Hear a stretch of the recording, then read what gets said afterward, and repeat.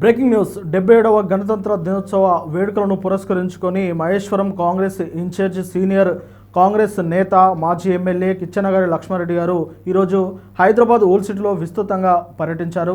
అంతేకాకుండా జిహెచ్ఎంసీలో విలీనమైన ఇతర మున్సిపాలిటీల గురించి ఆయన మాట్లాడుతూ ఆ మున్సిపాలిటీల అభివృద్ధి కోసం కృషి చేస్తామని చెప్పారు.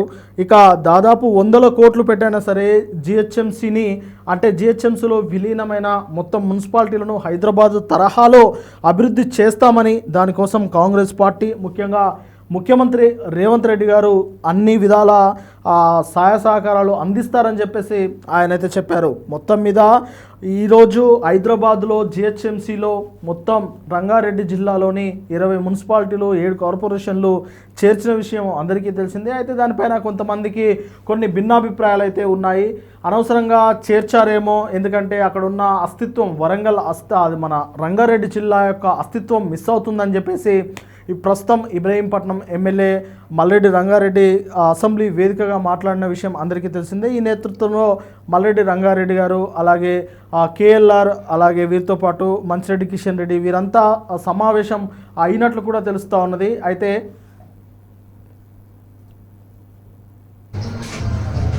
భారతదేశం వివిధ రాజుల పాలనలో ఉన్నప్పుడు బ్రిటిష్ వాళ్ళు ఈ భారతదేశంలోకి జొర్రి రాజుల పాలన అంతం చేసి బ్రిటిషర్స్ పాలనను ఈ దేశాన్ని కబలించి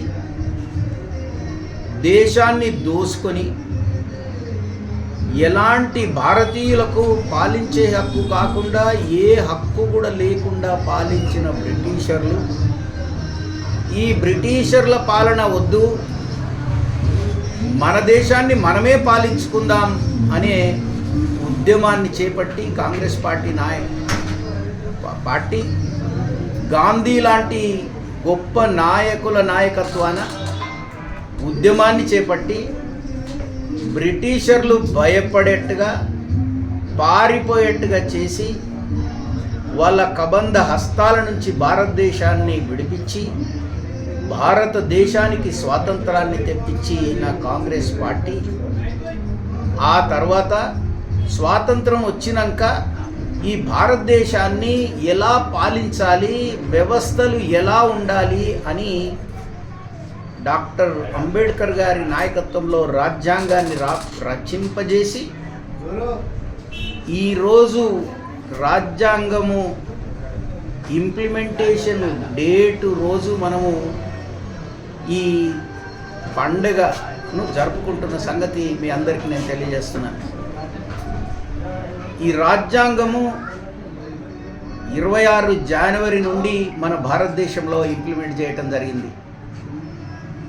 అప్పటికి కులాలు, మతాలు, ప్రాంతాలు, రకరకాల సమస్యలు ఉన్న ఈ భారతదేశాన్ని ఒకటిగా మార్చటానికి హిందూ ముస్లిం భాయి అని కానీ, తర్వాత ఈశ్వర్ అల్లా తేరే నామ్ సబ్కో సమ్మత్ దే భగవాన్ అని నినదించి మనమందరము ఒకటి, భాషలు వేరైనా, ప్రాంతాలు వేరైనా, కులం మతం వేరు అయినా మనమందరం ఒకటి, మనమందరం భారతీయులం, కలిసిమెలిసి ఉందాము, కలిసి బతుకుదాము, ఈ భారతదేశాన్ని గొప్ప భారతదేశంగా మార్చుకుందాము, అది ఏ విధంగా మార్చుకోవచ్చు అనేది ఈ రాజ్యాంగం ద్వారా నడుచుకుందాము అనే దాన్ని ఈ ఒక జనవరి 25 రోజున ఈ భారతదేశంలో ఇంప్లిమెంట్ చేయటం జరిగింది.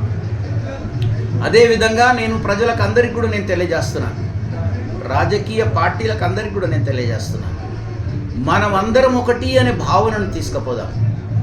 అభివృద్ధి ఒకటే మంత్రం, తర్వాత సంక్షేమం మరో మంత్రంగా ముందుకెళ్దాం.